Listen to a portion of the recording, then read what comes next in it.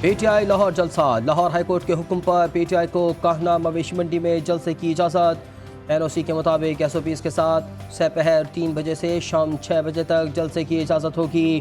Punjab assembly میں opposition leader Malik Ahmad Khan Butcher کا کہنا ہے کہ پی ٹی آئی 9 مئی کے بعد جبر کا شکار ہے۔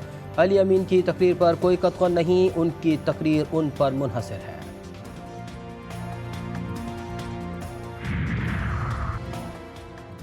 لاہور انتظامیہ سے درخواست ہے کہ راستوں میں کسی قسم کی رکاوٹ کھڑی نہ کرے تاکہ عوام وقت پر پہنچ سکے اور ہم جلسہ بر وقت ختم کر سکیں۔ Chairman P T I barrister Gohar نے اپنے ویڈیو بیان میں کہا کہ کارکنوں سے اپیل ہے دوپہر 1 بجے تک جلسہ گاہ پہنچیں تاکہ وقت پر جلسہ ہو۔ یہ بانی چیئرمین کا پیغام ہے کہ سب کارکن جلسے میں شرکت کریں۔ لاہوریوں اور پنجاب کے عوام سے درخواست ہے کہ جلسے میں زیادہ سے زیادہ شرکت کریں۔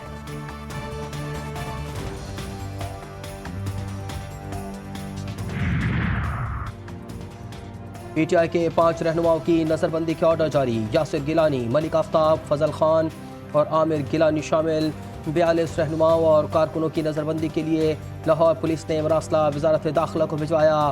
فہرست میں میاں اسلم اقبال، وقاص امجد، ندیم بارہ، میاں حسن اور مہر واجد سمیت دیگر رہنماؤں کے نام شامل۔ P T I M N A Sheikh Waqas نے Peshawar high court Abbottabad bench سے 12 اکتوبر تک راہداری ضمانت کروا لی۔ رہنما تحریک انصاف کو 50,000 کے مچل کے جمع کروانے کا حکم۔ سابق وزیر اعلیٰ گلگت بلتستان خالد خورشید کی سفری ضمانت بھی منظور۔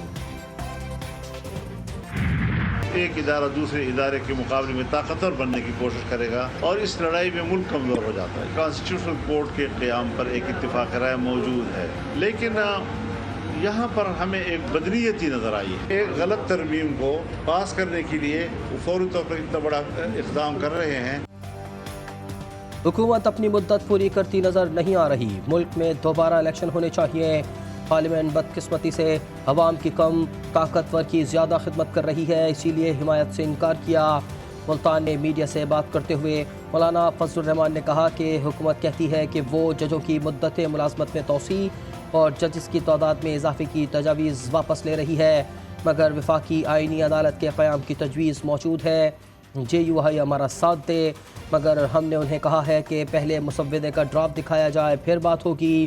ہم نے مسودے کی تیاری کا کام شروع کر دیا جس میں ہفتہ 10 دن لگ جائیں گے۔ ہمارا اتفاق آئینی عدالت کے قیام پر ہے، لیکن جہاں بدنیتی نظر آئی اس لیے انکار کیا۔ آئینی عدالتوں کا قیام پیپلز پارٹی کے منشور کا حصہ تھا۔ عدالتی اصلاحات بہت ضروری ہیں، یہ کام بہت پہلے ہونا چاہیے تھا۔ آئینی عدالتوں کے قیام کی بات چارٹر آف ڈیموکریسی میں کی گئی تھی۔ چیئرمین پیپلز پارٹی بلاول بھٹو نے نجی چینل کو انٹرویو دیتے ہوئے امید ظاہر کی کہ مولانا فضل الرحمان کو جلد ایک پیج پر لے آئیں گے۔ فضل الرحمان سے ملاقات میں اتفاق رائے کی کوشش کی اور کچھ تجاویز کو مانا۔ بانی پی ٹی آئی کا اعتراض غلط ہے، پی ٹی آئی کو اپنی ذات کے سوا بھی سوچنا چاہیے۔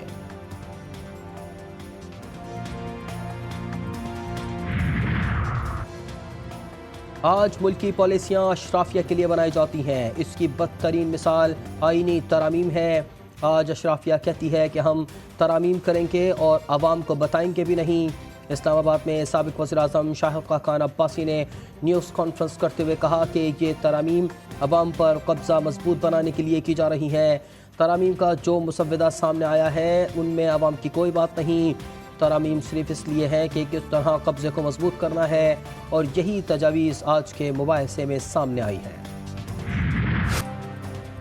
قومی اسمبلی سے پاکستان تحریک انصاف کا وجود ختم۔ اسپیکر کے الیکشن کمیشن کو خط کے بعد قومی اسمبلی سیکریٹریٹ نے نئی پارٹی پوزیشن جاری کر دی۔ پی ٹی آئی کے تمام 80 اراکین کو سنی اتحاد کونسل کا ممبر قرار دے دیا۔ Noon League, Peoples Party, J U I سے واپس لی گئی مخصوص نشستوں کا بھی نئی پارٹی پوزیشن میں ذکر۔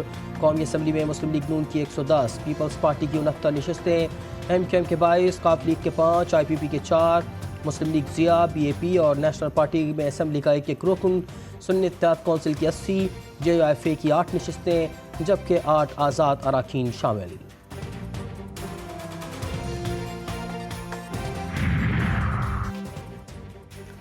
چیئرمین پاکستان تحریک انصاف کا 38 ارکان قومی اسمبلی کا نوٹیفیکیشن فوری جاری کرنے کا مطالبہ۔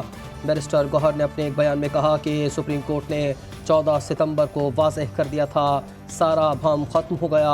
الیکشن کمیشن سپریم کورٹ کے فیصلے پر عمل درآمد کرنے کا پابند ہے۔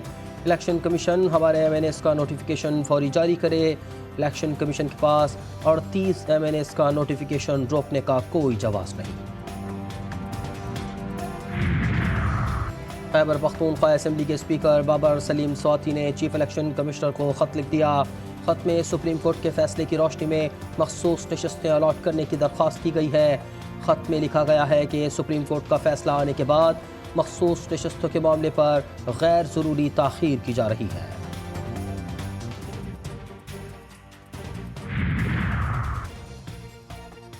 نااہلی اور بد نظمی پر الیکشن کمشنر سندھ سمیت 3 افسران معطل، 3 افسران انکوائری مکمل ہونے اور اگلے احکامات تک کراچی میں رہیں گے۔ جوائنٹ صوبائی الیکشن کمشنر علی اصغر سیال قائم مقام election commissioner Sindh. Election commission کا کہنا ہے کہ 17 ستمبر کی رات کراچی میں اسٹرانگ روم کے تالوں کو زبردستی توڑ کر مختلف پولنگ اسٹیشنز کے کئی بیگز کو نقصان پہنچایا گیا۔ تحقیقات کے لیے ایک کمیٹی قائم کر دی گئی۔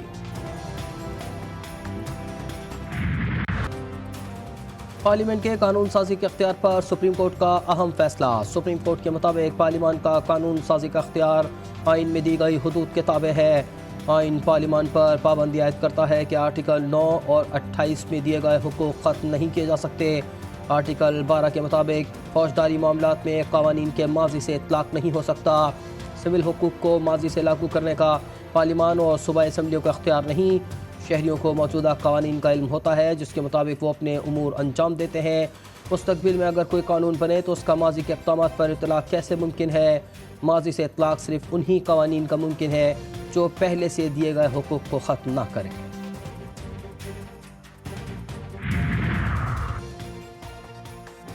سپریم کورٹ ترمیمی پریکٹس اینڈ پروسیجر آرڈیننس قانون بن گیا۔ کابینہ کی منظوری کے بعد صدر مملکت نے بھی آرڈیننس پر دستخط کر دیے۔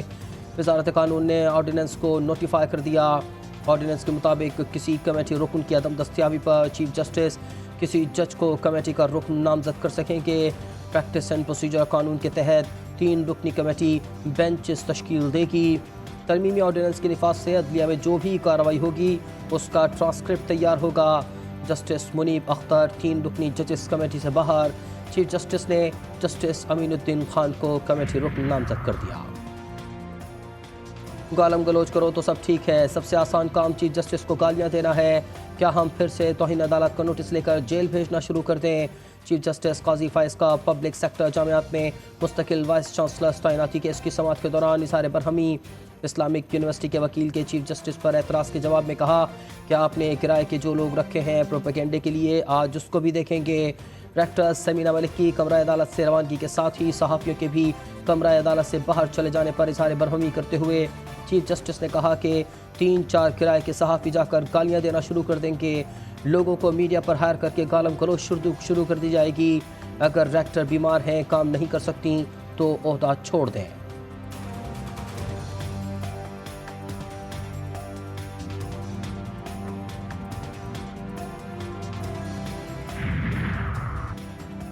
مال مفت دل بے رحم، مالی خسارے کا شکار سرکاری ٹیلی ویژن نجی پروگراموں کی خریداری پر کروڑوں روپے خرچ کرنے لگا۔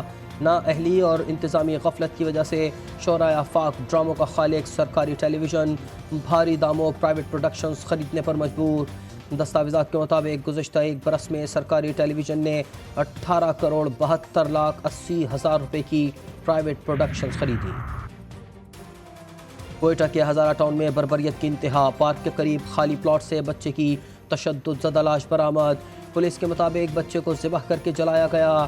7 سے 8 برس کے بچے کی شناخت ارمان علی ولد محمد نعیم کے نام سے ہوئی۔ بچہ گزشتہ روز دوپہر سے لاپتہ تھا۔ بدفعلی کا خدشہ ظاہر کیا جا رہا ہے۔ فوج کا شمالی اور جنوبی وزیرستان میں دہشت گردوں سے مقابلہ، فائرنگ کے تبادلے میں 12 خارج مارے گئے۔ کارروائی کے دوران فوج کے 6 جوان بھی شہید۔ ISPR کے مطابق 7 دہشت گردوں نے پاک افغان سرحد پر دراندازی کی کوشش کی۔ ہلاک دہشت گردوں سے بھاری تعداد میں اسلحہ، گولہ بارود اور دھماکہ خیز مواد برآمد۔